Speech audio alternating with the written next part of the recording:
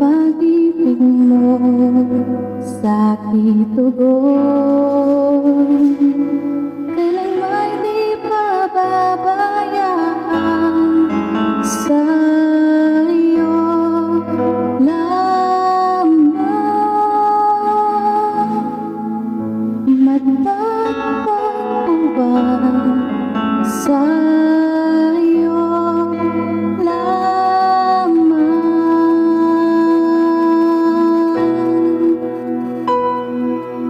mananatili sa'yo, lili at sasambahin ka sa dakong lihim. Mananatili sa'yo, lili nang masumpungan ka sa dakong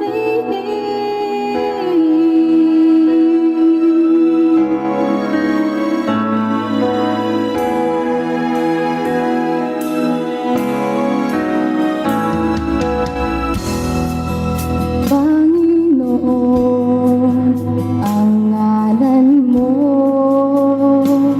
ay kalinga at sandigan ko, di magbabago pangako mo. Salita mo'y panghahabaan, sa'yo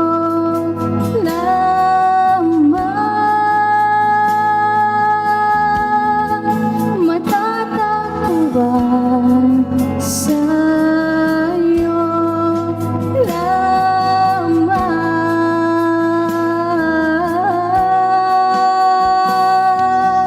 Mananatili sa'yong dilim at sasambahin ka sa dakong lihim. Mananatili sa'yo,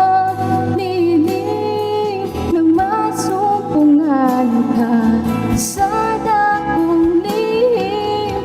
Mananatili sa'yo, lilim at sasambahin ka sa dakong lihim. Mananatili sa'yo, lilim nang masumpungan ka sa dakong lihim.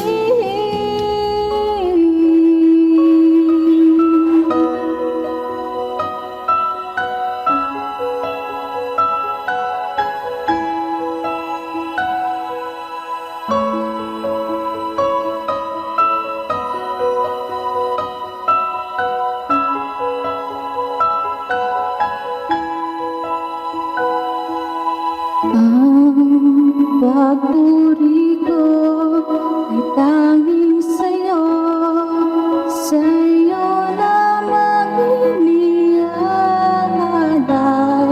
o Panginoon. Ang puso ko'y sa'yo magpakailanman. Ang papuri ko ay tanging sa'yo, sa'yo lamang iniaalay, o Panginoon. Ang puso ko'y sa'yo magpakailanman. Ang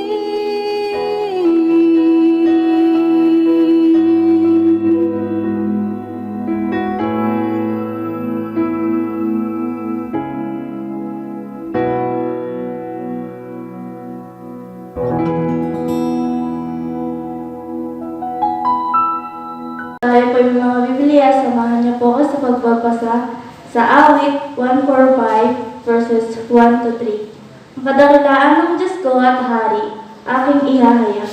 Di ko titigilan magpakailanman na magpasalamat. Aking pupurihin, pasasalamatan siya ay araw-araw. Di ako titigil ng pasasalamat magpakailanman. Dakila ka, Yahweh, at karapat dapat na ikay purihin. Kadakilaan mo'y tunay na mahirap namin unawain. Tayo po ay sandalang manalangin. Dakilang Diyos sa mga pangyarihan sa lahat, pinupuri pinapasalamatan ka po namin sa araw na ito, Lord. Kayo na po yung bumubayan kayo sa tayo ng aming gawain. Ngayong mga pagkakalod. Mga pangalaman sa matalaman sa pangalan ni Jesus. Amen. Isang mapagpalang araw po sa ating lahat. Ngayon at samahan niyo ako upang pagpurihin ng Panginoon. Ialay yung boses natin para sa Kanya, para gawin siya purihin siya ng may kagalakan at may saya. Kasamahan niyo po ako sa pag-awit na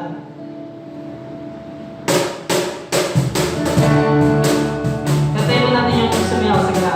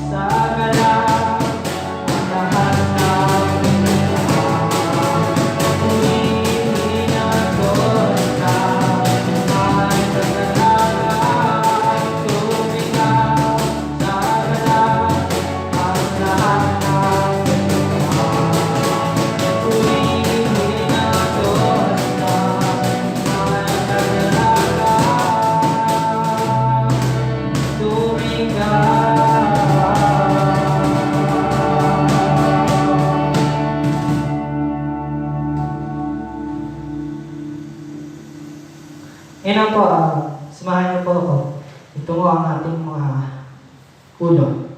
Pigit ang ating mga mata at panalangin sa Panginoon. Dakilang Diyos at namin mapangyarihan sa lahat.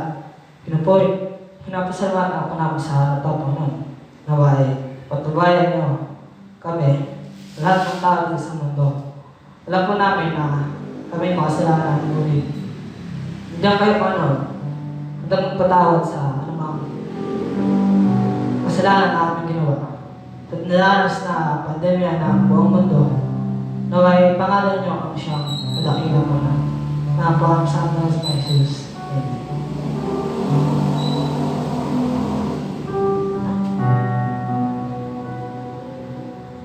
Kantay pa natin yung I could sing it well for them.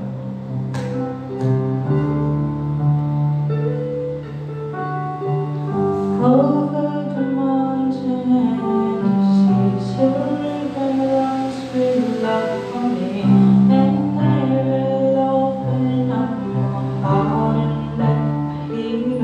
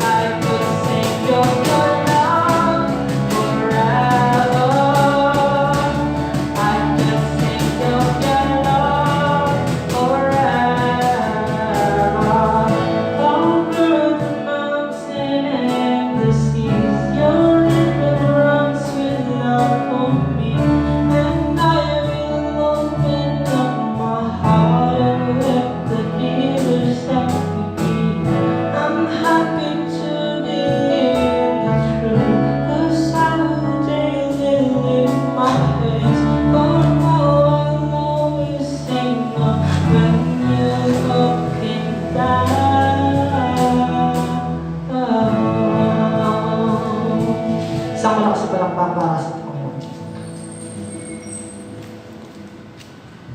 Let us pray. Tayo po ay manalangin. Dakilang Diyos, aming Panginoon, pagligtas. Sa umaga ito ay patuloy kami lumalapit sa inyo.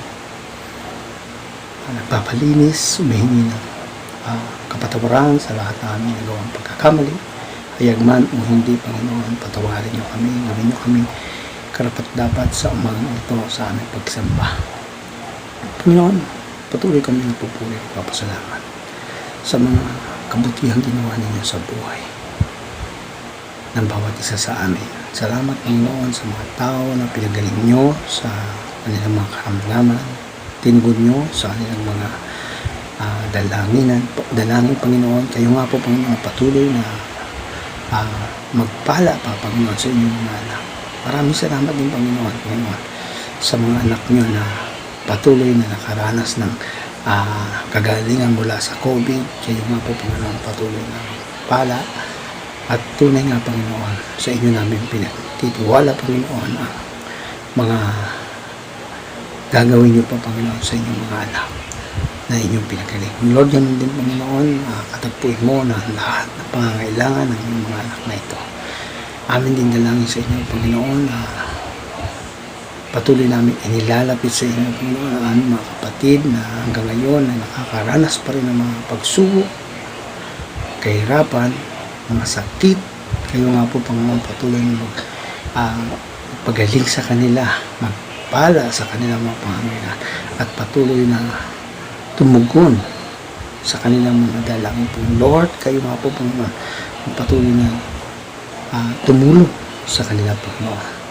Amin silang inilalapit, Panginoon, sa inyo, na wala namang ibang makatutulong, wala ibang magbibigay kung hindi kayo lamang, Panginoon.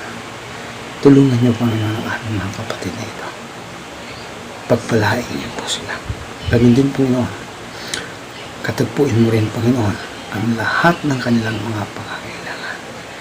Dalangin din namin sa inyo, Panginoon, ang aming bansang ito. Patuloy namin nilalapit sa inyo. Patuloy namin dinudulog sa inyo, Panginoon, ang kaayusan, ang pag-ibig ang idaloy niyo, Panginoon, sa bansang ito. At patuloy na, Panginoon, tulungin niyo ang aming Pangulo, ang lahat na may bahagi, Panginoon, sa gawain sa bansang ito, Lord. Kayo nga po, Panginoon, patuloy na magbigay ng kaayusan. Kayo nga po, Panginoon, magbigay ng desisyon na magagawa nila, Panginoon. Kayo nga po, Panginoon, sumama sa kanila, Panginoon, sa lahat ng mga plano na gagawin nila, Panginoon. Bigyan niyo sila, Panginoon, ng wisdom and knowledge, talino nagmumula sa iyo, Panginoon, upang mapamanuan nila ng tama ang aming bansang ito. Mula sa aming Pangulo hanggang sa aming kabaranggayan, samahan at gabayan niyo sila, Panginoon. Sa inyo namin pinagtitiwala ang lahat. Ganun din, Panginoon, patuloy kaming lumalapit sa inyo. Dinudulog namin sa inyo ang church namin sa Binakayan, na hanggang ngayon patuloy namin, Panginoon, ilalapit sa inyo, Lord God, yung nalalapit namin pagkatapos ng kontrata sa aming tinitirikan. Subalit, Panginoon, hindi kami nawawala ng pag-asa sa kapangyarihan nyo. Mangyayari ang inyong kalooban, Panginoon, na magkakaroon kami ng pananambahan sa dako ng Binakayan dahil sa inyong kapangyarihan, O Lord God. Naniniwala kami, Panginoon, na kayo ang magtatalaga ng ganap na church sa Binakayan, dahil ito ang kalooban ninyo, na hindi maputol, hindi mawala ang pananambahan ng pagsampa sa inyo, Panginoon, sa dako ng Binakayan, dahil kayo ang aming Diyos at ang inyong mga anak na nauuhaw sa pagsamba, sa pagdalo sa mga gawain, dahil sa aming pananambahan ay sadyang mapuputol. Ngunit hindi kami nawawala ng pag-asa na ang pananambang ito ay tuloy-tuloy pa rin mangyayari, dahil ito ang inyong kalooban na kami ay magsama-sama. Pagpalain niyo rin, Panginoon, ang pagsamba ngayong umaga. Kayo nga po, Panginoon, ang mahayag sa umagang ito, at mangyari nawa, Panginoon, ang kalooban ninyo. Panginoon, samahan niyo kami, Panginoon, At samahan niyo, Panginoon, ang inyong tagapagsalita sa oras sa ito. Itago mo siya, Panginoon, sa iyong kabanalan, sa iyong likuran, sa iyong kapangyarihan. At mahayag ka sa aming kalagitnaan, Panginoon, na kayo ang nagsasalita sa aming kalagitnaan. At ang bawat salita na ang maririnig, Panginoon, ay titimo ito sa aming puso at isipan. At mangyari nawa, Panginoon, ang iyong kalooban. Sa inyo namin pinagkakatiwala ang aming pagsamba ngayong umaga. Ikaw ang aming pinupupurihan. Ito ang aming samot na lang sa pangalan ng aming Panginoong Jesucristo na aming Panginoong Tagapagligtas. Amen. Amen. Samahan niyo po ako sa pagbabasa ng Biblia sa Genesis 8 verse 20 and Genesis 9 verse 1 to 17.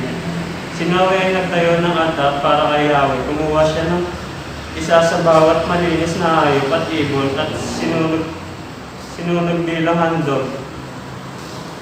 Si Noe at ang kanyang mga anak ay binasbasan ng Diyos. Magkaroon kayo ng maraming anak at punuin ninyo ng inyong supling ang buong daigdig.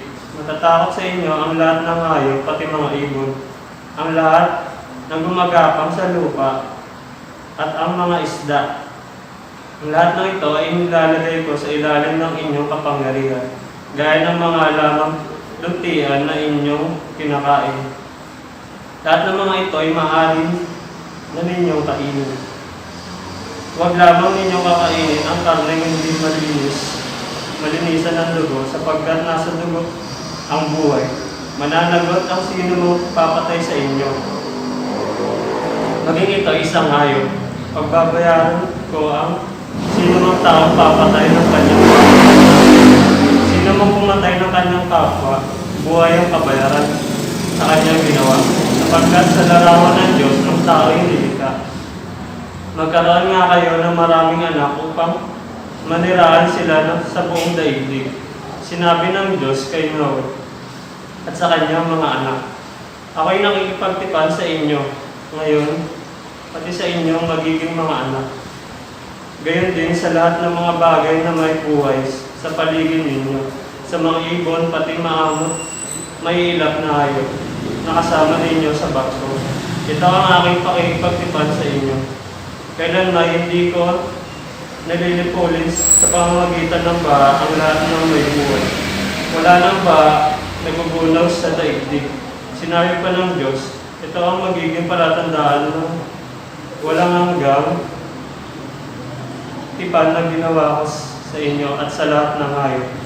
Palilitawin ko sa mga ulap ang aking bahagari.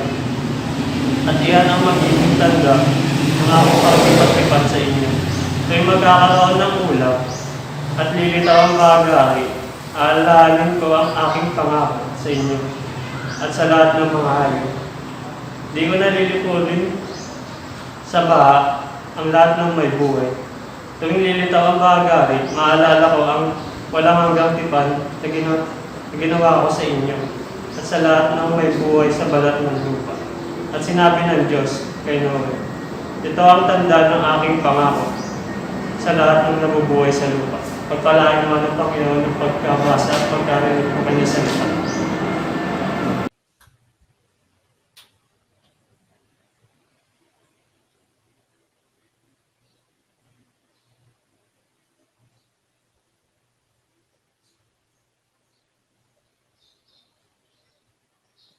Tayo po ay tumayo bilang paggalang sa pagbasa ng banal na kasulatan. Namasakuha natin sa aklat ng Genesis sa kanyang kabanatang 7 hanggang 10. Talatang 8 hanggang 17. Ganito po yung ating mababasa at maririnig. Sinabi ng Diyos kay Noe at sa kanyang mga anak, ako'y makikipagtipan sa inyo ngayon, pati na sa inyong magiging mga anak. Gayon din sa lahat ng mga bagay na may buhay sa paligid ninyo, sa mga ibon, pati sa maamot na ilap na hayop na kasama ninyo sa barko. Ito ang aking pakipagtipan sa inyo kailan may hindi ko nalilipulin sa pamamagitan ng baha. at nagugunawin sa pamamagitan ng Ito ang aking pagtipan sa inyo, kailan may hindi ko na lilipulin sa pamamagitan ng baha ang lahat ng may buhay. Wala nang baha nagugunaw sa igdig. Sinabi ng Diyos, ito ang magiging palatandaan ng walang hanggang tipan na ginagawa ko sa inyo at sa lahat ng hayop. Palilitawin ko sa ulap ang aking bahaghari at yan ang magiging tanda ng aking pagtipan sa inyo. Tuwing magkakaroon ng ulap at lilitaw ang bahaghari, aalalahanin ko ang aking pangako sa inyo sa lahat ng hayop. Hindi ko nalilipulin sa baha ang lahat ng may buhay. Tuwing lilitaw ang bahaghari, maalala ko ang walang hanggang tipan na ginawa ko sa inyo at sa lahat ng may buhay sa balat ng lupa.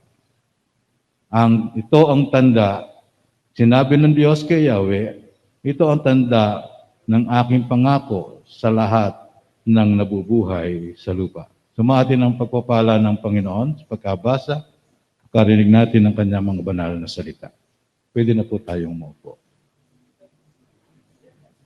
Una po, bago ako magpatuloy ay nais ko pong ipaabot ang pakikiramay ng buong Evangelical Christian Church sa sambahayan ng ating minamahal na kapatid na Ate Elma na kahapon ay pumiling na sa Panginoon.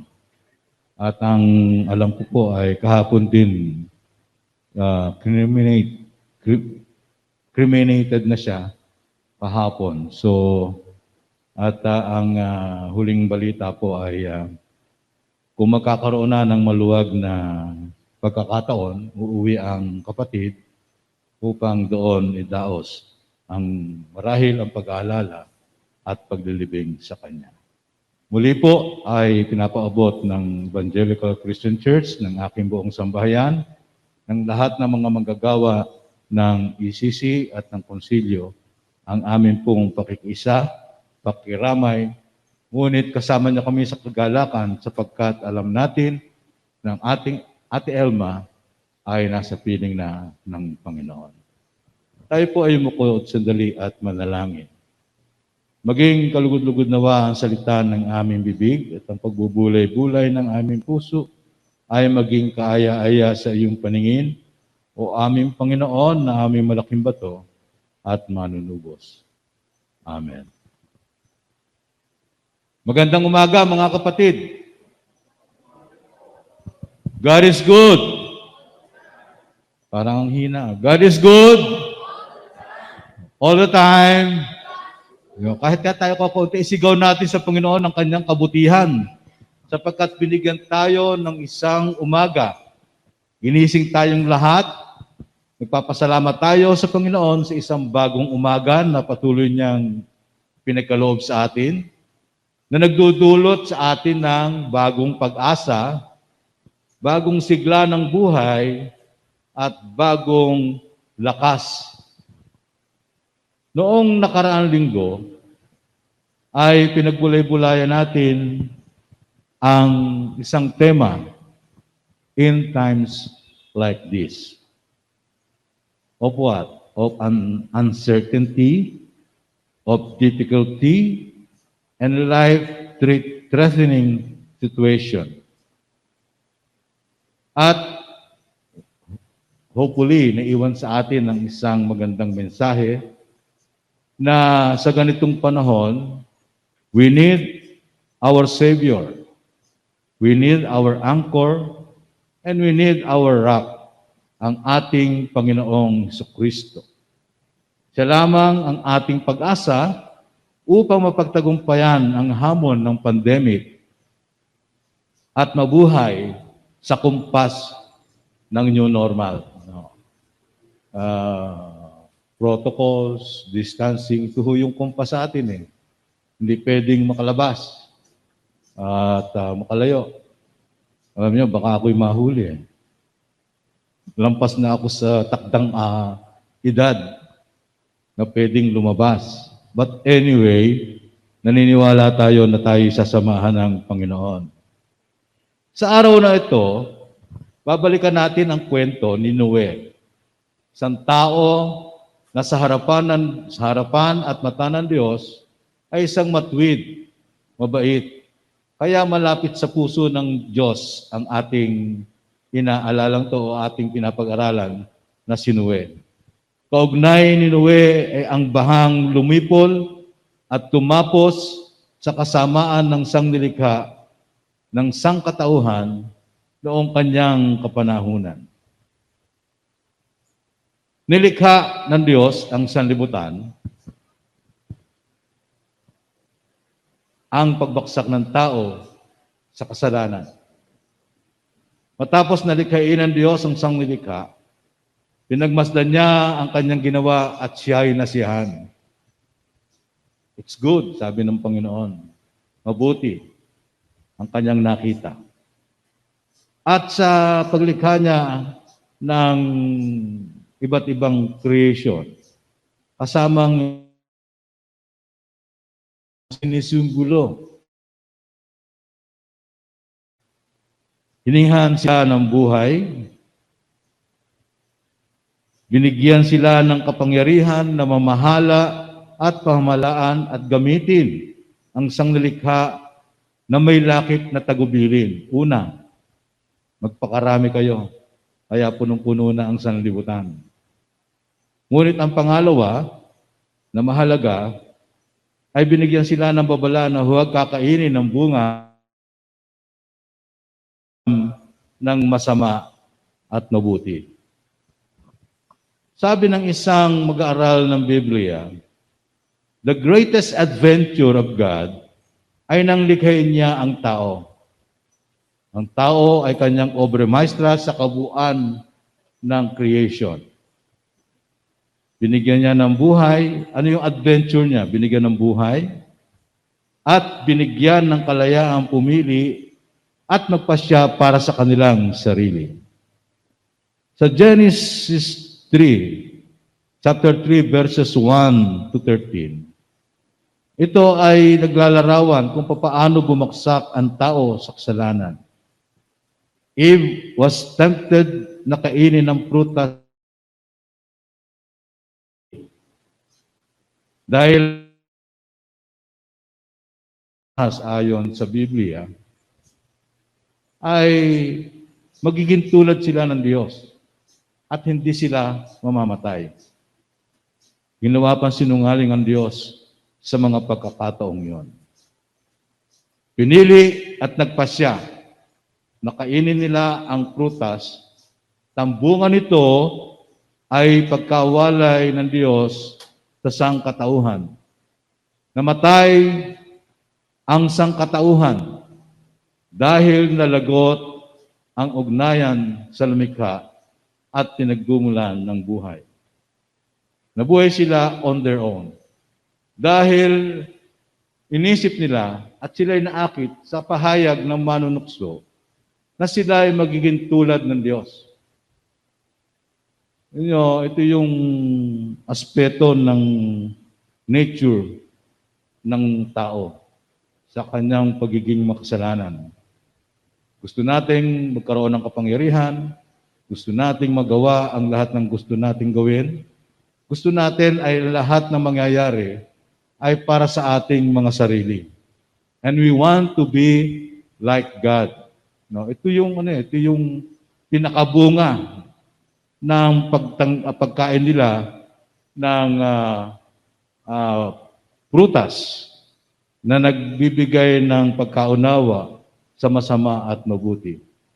Ngunit ang kanilang o ang ating pagkaunawa sa masama at mabuti ay nakabatay sa ating mga sarili. Ika nga, relative lagi no? Sa philosophy, relative. Pwedeng mabuti sa akin, masama sa inyo. Mabuti sa inyo, masama sa akin. Or vice versa. Usually, ganito yung framework ng ating mga isipan. Gagawin ko kung ano ang mabuti sa akin, whatever. Ano man ang mangyari, kahit na masama ang maging bunga nito sa aking kapwa, Pero mas mabuting mangyari ito dahil ito ay sa ikabubuti ko. Self-centeredness. Ito ang pangunahing bunga ng pagiging makasalanan. Ang kapanahunan ni Noe, nagpatuloy ang sangkatauhan sa kasalanan, nabuhay sa laman, at pulos kasamaan ang nasa isip. Ang lahat ng kanilang ginagawa at pagpapasya ay nakabatay sa kanilang sarili pagkaunawa para lamang sa kanilang ikabubuti, maging kasamaan man to ng iba. Ang ganitong kalagayan ng sangkatauhan ay nagdulot ng matinding kalungkutan kay Yahweh. Mababasa natin sa isang bahagi sa Genesis 6, 5-8. At seemingly, God regretted ang pagkalikha niya sa tao. Kaya nagpasya siyang lipulin ang sanalika at tapusin ang lahat ng kanilang kasamaan sa pamamagitan ng baha. Ang sabi niya, lilipulin ko, sabi ni Yahweh, ang lahat ng tao, mga ibon at hayop. Ikinalulungkot kong nilalang ko ang mga ito. So parang patotoo ng nagre-regret ang Diyos. Bakit pa nilikha ko pa itong mga taong to? Ganito pala ang mangyayari. No, pero kita natin na ito ay bunga at dahilan ng pagbaksak nila sa kanilang kasalanan. Si Noe ay isang matuwid at mabait na tao. Maliban sa kanya at sa kanyang buong sambahayan, ang lahat ay namumuhay sa kasamaan. Ang lahat ay namumuhay sa karahasan. At walang ibang iniisip maliban sa pulos kasamaan. Si Noe ay isang taong namuhay ayon sa kalooban ng Diyos. Nang makita ito ni Yahweh, ibinukod niya si Noe at ang kanyang asawa, kasama ang 3 anak na si Shem, si Ham, at si Japhet. Kilala niyo ba sila? Nadinig niyo na yun sa kwento ng Sunday School, di ba? Yung 3 anak ni Noe. Kasama ang mga manugang ni Noe.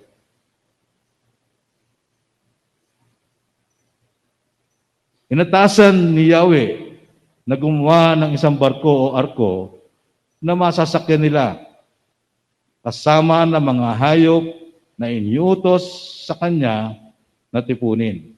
Lahat ng uri ng hayop, mailap o maamo, malinis o marumi, gumagapang o lumilipad. Inihanda ni Yahweh sina Noe sa darating na baha at paglipol ng sanglilika. Bumuhos ang ulan. Bumukal ang tubig at lumubog ang buong sangkalupaan, maging ang mga mundok sa loob ng 40 araw. Walang tigil na pagbuhos. Sa kwentong ito, makikita natin na una, ang Diyos ay laging nakasubaybay sa kanyang sangnilikha, all the whole creation. Hindi niya iniwan ang sangnilikha sa kabila ng namuhay ang sangkatauhan na hiwalay sa kanya at namuhay sa kasamaan. Siguro yung mga kasing edad ko lang ang makakaalala nitong kantang ito. I hope you remember o yung mga kabataan narinig yung from a distance. God is watching us. Di ba? Sino ba mga kasing edad ko rito? Walang magtataas ng kamay. Pero ito patotoo na patuloy na tumitingin at sumusubaybay sa kanyang nilikha, ang Diyos. Tinitingnan niya tayo, sabi ng kanta, from a distance. Diba? Parang nakatanaw lang. Ano nangyayari? Tingnan ko nga. No, di ba? Ganon. Ito yung kwento at ito yung ipinakita sa kwento ni Noe.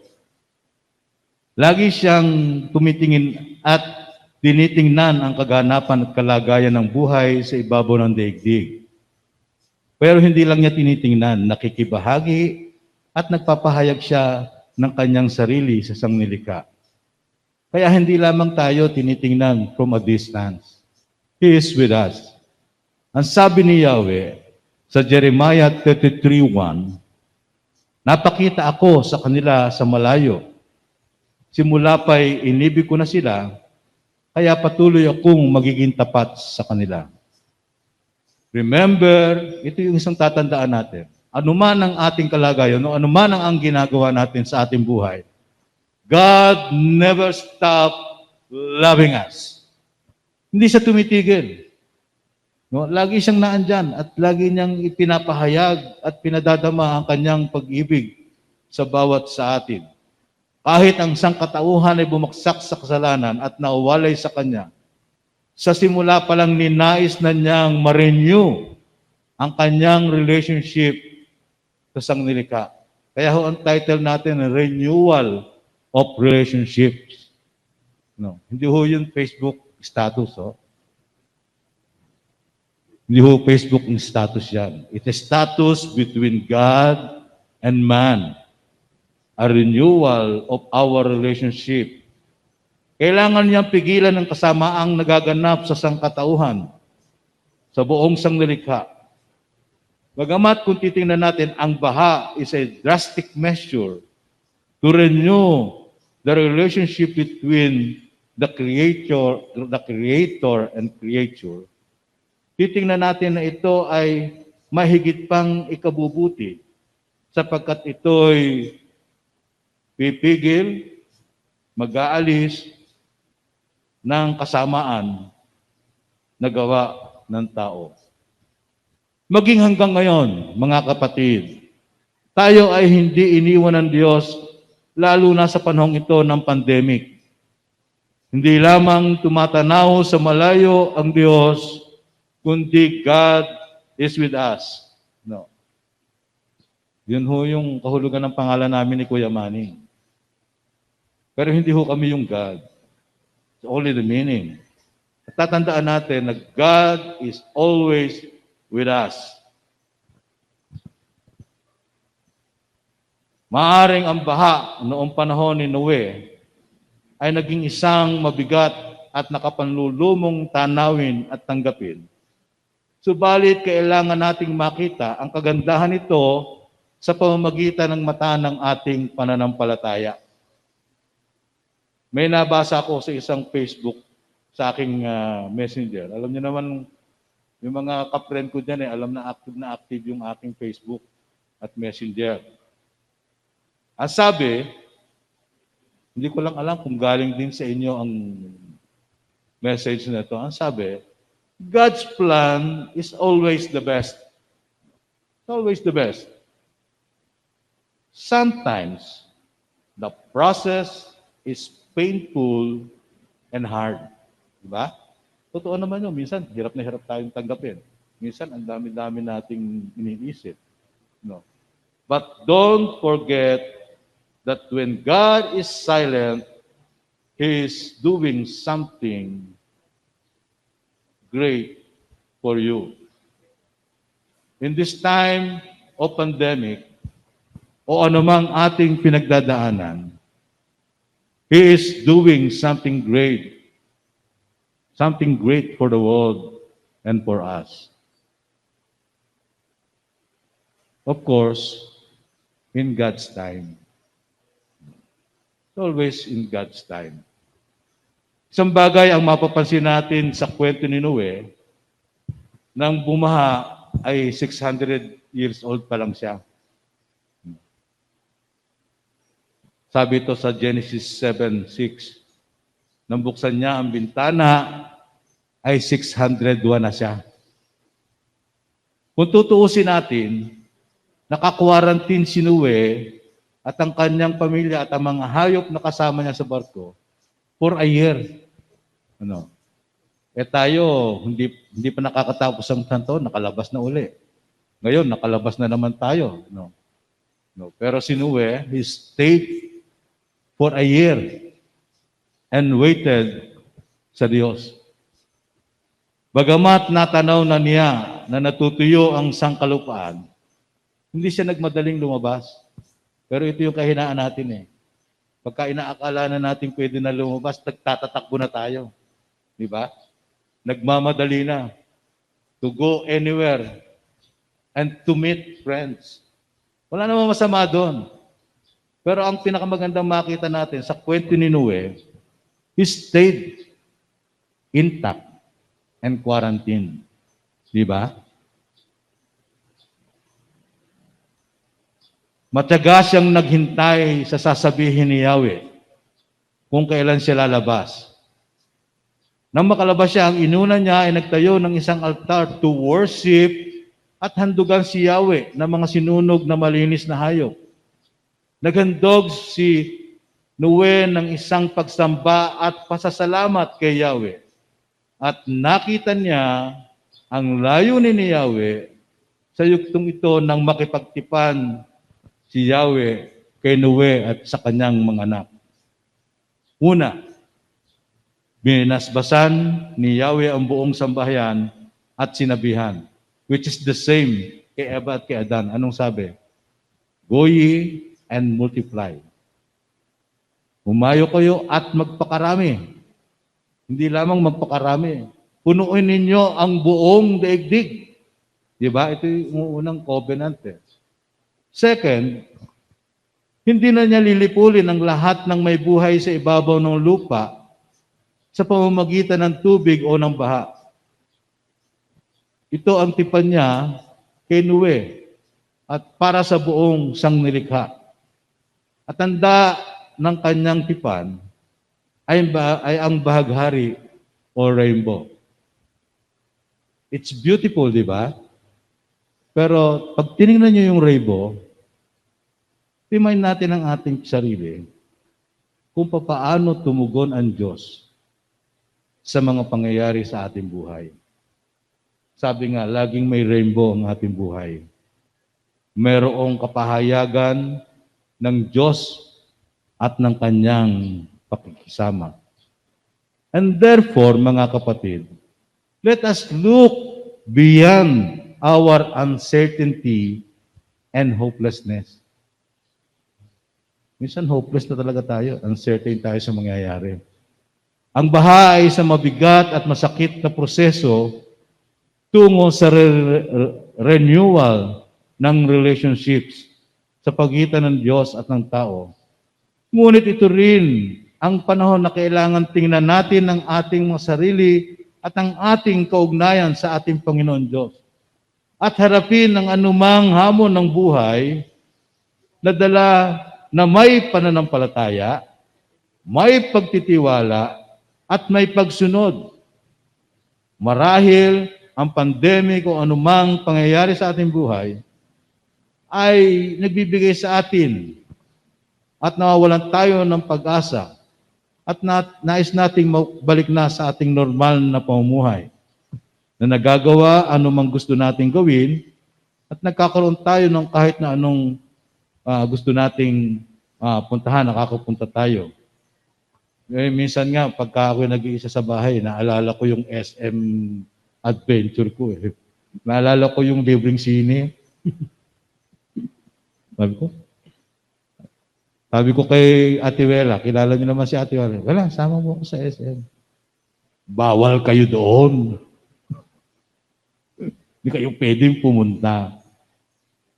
Minsan, ito yung nararamdaman natin sa ating mga sarili. Pagka tayo nabobore na sa ating isolation at pagka-quarantine. Ngunit kailangan tingnan natin ano ang ginawa ng pandemic sa ating buhay. Maliban sa lockdown at quarantine na nagdudulot sa atin ng kalungkutan. At pagkainip, kailan matatapos ang lahat ng ito? At nang makabalik na ako sa buhay ko, Nakapumunta na sa SM at nakapanood ng libreng sine.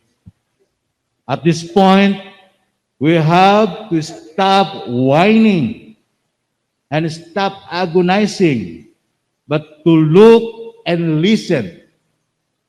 Looking at God na lumikha sa sanglibutan and listen sa kanyang kapahayagan. Ito yung ating dapat na ginagawa samantalang naroon tayo sa bahay natin. Kung kayo naman work from home, maging parte ito ng inyong buhay. Stop, look, and listen. Ang sabi ni Yahweh, ganito ang sabi ni Yahweh sa kanya, kay Jeremias, ako ang lumikha, humugis, at nag-ayos ng buong daigdig. Yahweh ang aking pangalan. Kung mananalangin kayo sa akin, tutugunin kita at ipapahayag ko sa iyo ang mga bagay na dakila at mahiwaga na hindi mo pa nalalaman. Mga kapatid, ang higit na mahalaga sa ating buhay ay makita natin ang kapahayagan ng Diyos sa mga nangyari sa ating mundo. Ang quarantine at lockdown ay nagdulot na makahinga mula sa pollution ang buong daigdig. Sabi nga, malinis na hangin. Diba? Nababalitaan naman natin ito Nabalitaan natin.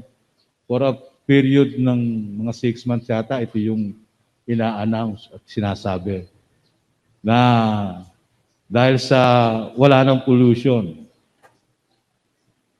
ang mga puno ay umusbong, meron na namang mapuputol ang mga illegal loggers. At ang mga ibon ay muli na namang malayang lumilipad. Ang isa sa kagandahan nito, lumitaw ang mga taong may mabuting puso na handang tumulong sa mga nangangailangan. At isa sa pagpupulong namin, and I hope you will join the council, na nag-iipon ho tayo ng pondo para ho mabigyan. Hindi na ho tayo yung higit na nangangailangan, yung dahok at kung tingnan natin kung nagugutom na sila, na iba na ang kulay. Pagmamasdan natin yung mga tao sa ating paligid, kung nakasalubong na natin, ba't namamutla yung ating kasalubong? Pero ito yung isa sa magandang aksyon na ginagawa natin. Lumalabas yung kabutihan ng ating puso at handang tumulong. Ito rin yung ekspresyon ng community pantry. Di ba? Minsan nagkaroon ng community pantry dyan sa may sinigulasan lugaw. Essential yun. Di ba? Essential yun. Lugaw, itlog. Di ba? Mga noodles. Yun ho yung, and I hope it will continue. At ang sabi doon sa caption, give what you can and take what you need. Minsan kasi, sobra pa sa kailangan natin ang kinukuha natin, kaya nauubos At hindi naman tayo nagbibigay. Pero kailangan, let us be strict on that point. And I hope, baka, Chairman, baka magkaroon tayo ng community quarantine, community pantry sa ating church. Sa magandang ekspresyon ng kabutihan ng Diyos sa pamamagitan natin. Ang isa pang magandang pangyayari ay marami at ang lumuhod at nanalangin. Di ba? At the first quarter, second quarter, noong nababagabag na mga tao, buong mundo, any kind of religion, they are kneeling sa labas at loob ng kanilang mga bahay, sa karsada. Ewan ko kung nakita nyo yun sa, hindi naman siguro fake news. yung nakita natin. But most of all, yung mga Kristiyano ay nagkaroon din at hindi napigilan ang kanilang pagsamba. At nagbunga ito, bagamat virtual, ay nagbunga ng ilang magandang bagay. Una, families are together worshiping sa loob ng bahay. Families as building their altar, this worship center. And I hope we are doing this. Kaya huwag kayong madismay, huwag kayong mabigo. But let us gather our family to worship sa loob ng ating tahanan. At ito yung isa sa pinakamaganda. Ang mga gagawa sa ubasan ng Panginoon ay nagpapatuloy sa kanilang virtual relation. Siguro isang pagkakataon na hindi ko pa naman nakakausap yung dalawa, yung tatlong mga pastor. Pero sana, if you want us to pray for you, isang message lang po sa GC natin. If you want yung mga pastor ay bumisita sa inyong pamilya, even virtually, you can send a message to us and we will pray and we will, siguro minsan, bibiglain naman namin kayo. Tatawagan namin kayo. Mga ganong, ito yung ibinibigay na pagkakataon sa atin sa kanyang mga manggagawa, sa kanyang mga lingkod, sa kanyang mga elders. Kung ayaw niya sa mga pastor, andyan ang mga elders. Ito si Kuya Togi, Kuya Manny, Kuya Totoy, Kuya Tino, ayun sa dulo. Tawagan niyo lang sila. At ask them to pray for you. No.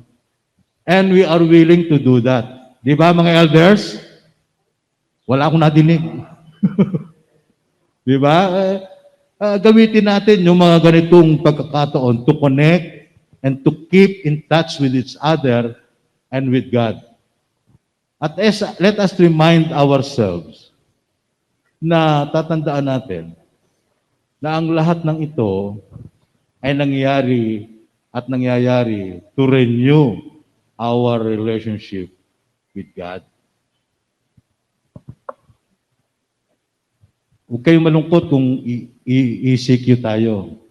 Alam niyo ho ba yung ECQ? Enhance communing with God during quarantine. Enhance, pinag-iiba yun natin, ang pakikipag-ugnay sa Diyos sa panahong ito ng quarantine. Kaya yung ECQ, huwag niyong tingnan ng negative. Tingnan natin itong positive in our lives. Magkaroon tayo ng one-on-one with God and one-on-one with our families.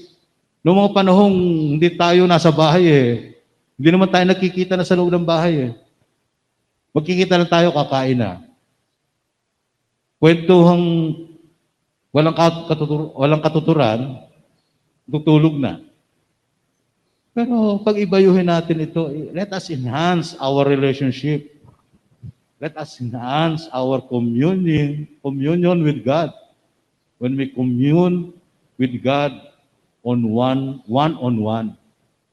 So, kung kayo may nabibigla sa ECQ, gamitin natin ito para palalimin natin ang ating ugnayan sa Panginoon. Ang Diyos ay laging nagmamasid at tumutugon sa bawat yugto ng buhay ng sangkatauhan. Noong pagkatapos na magkasala sina Eva at Adan, pinalayas ni Yahweh sa hardin. Drastic din ang ginawa ng Diyos sa dalawa, no? Pero tingnan niyo mabuti. Ginawa ito ng Diyos upang hindi makakain ng bunga ng punong nagbibigay buhay. At bakit pinalayas? Dahil ayaw niyang manatiling nabubuhay sa kasalanan ang tao. Di ba? And I think, tinitingnan ko itong positibo sa ating buhay. Kung meron mang kamatayan, ito isang act ng redemption ng Diyos sa atin. At ipinagpapasalamat natin na tayo ay namamatay nawawala sa mundong ito because hindi tayo nabubuhay habang buhay na makasalanan. Ito rin ang nangyari kay Noe, bagamat nakapanlulumo, ngunit sa dulo nito, he renewed his relationship sa buong sangnilikha. Nirenew ng Diyos ang kanyang relasyon. But Noe responded sa situation na paano? May pagsunod, may disiplina sa sarili, at nagtitiyagang naghihintay sa gagawin ng Diyos after the great flood. Finally, God renewed His relationship sa buong sangnilikha sa pamamagitan ni Noe. At ng pagdating ng ating Panginoong Jesucristo, it's a renewed relationship through Christ. A new person as a renewed relationship, anuman ang kanyang pinagdadaanan, ito'y kanyang mapagtatagumpayan. Ngunit ang nakalulungkot, natatakpan ang mata ng ating panampalataya sa in our whining, in our agonizing, at sa pagkainip natin kung kailan matatapos ang lahat ng ito. Tandaan natin, mga kapatid, ang pandemic ay pagsubok sa ating pananampalataya, pagtitiwala at pagtitiyaga. Una, tiyak na may gagawin ng Diyos sa ating buhay. Bagamat nabibigatan tayo at nanlulumo, let us learn to wait upon the Lord.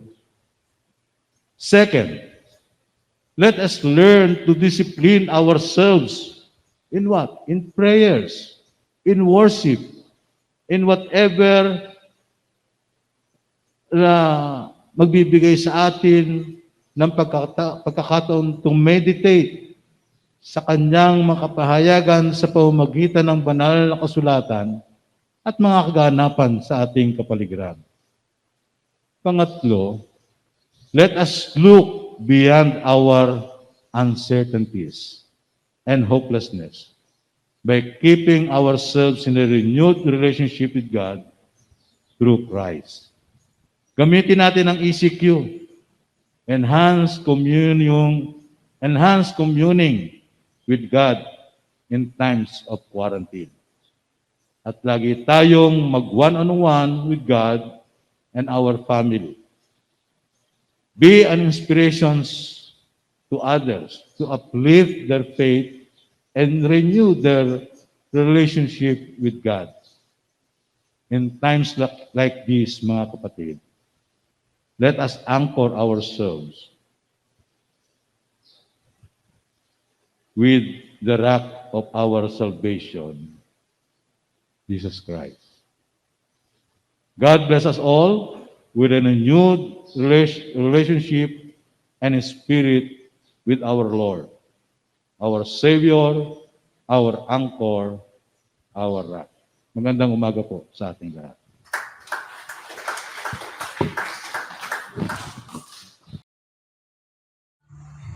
Para po sa paglikom ng ating mga kaloob at ikapu, mangyari lamang po na inyong ihatid sa tahanan ng ating diakonesa na si kapatid Jenilyn Apita upang likumin at para kolektahin ng ating kapatid Aldrex Magnate.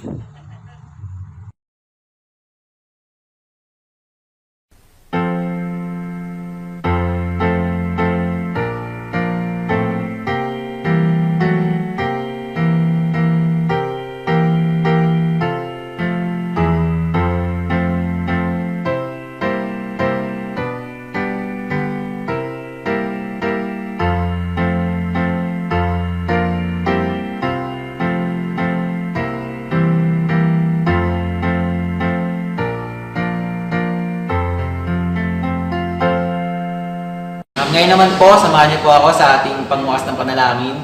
Tayo po'y tumungo, tayo pumikit, tayo manalangin. Panginoon, salamat po sa araw, sa buhay, Panginoon, na pinag-alala sa amin, Panginoon. Salamat din po, Panginoon, sa mga blessings, Panginoon, na patuloy niyong pinagkakaloob sa amin. Salamat, Panginoon, dahil kayo po, Panginoon, yung patuloy na pumapagitna, Panginoon, sa aming mga buhay, Panginoon. Salamat din, Panginoon, dahil kayo yung gumabay sa aming pananambahan ngayon. Dahil ikaw, Panginoon, yung patuloy namin pinapupurihan, pinapasalamatan ang iyong pangalan lamang, Panginoon, na aming patuloy na itinataas, Panginoon. Panginoon, sa mensahe, Panginoon, na aming napakinggan, salamat din, Panginoon, dahil ito yung magbibigay sa amin, Panginoon, ng kalakasan. Ito yung magsisilbing sandata namin, Panginoon, sa araw-araw na haharapin namin, Panginoon.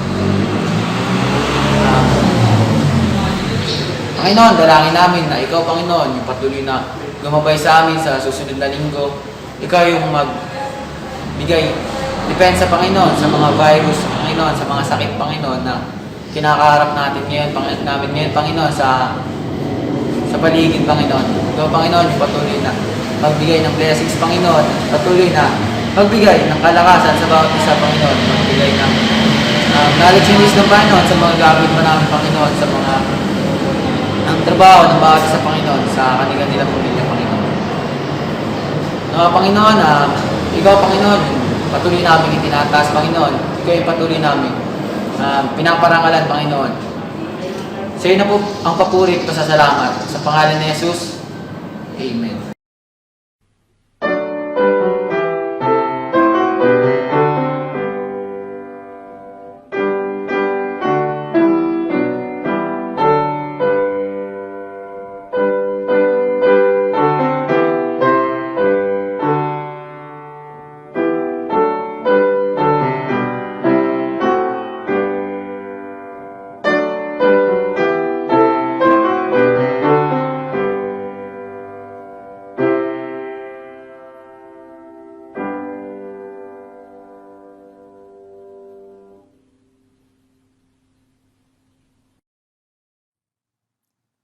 Sumaatin ang masaganang habag at pag-ibig ng Diyos na makapangyarihan sa lahat, ng pagliligtas ng ating Panginoon Kristo, ng pakikisama at kaaliwan ng banal na Espiritu, mula ngayon at magpakailanman.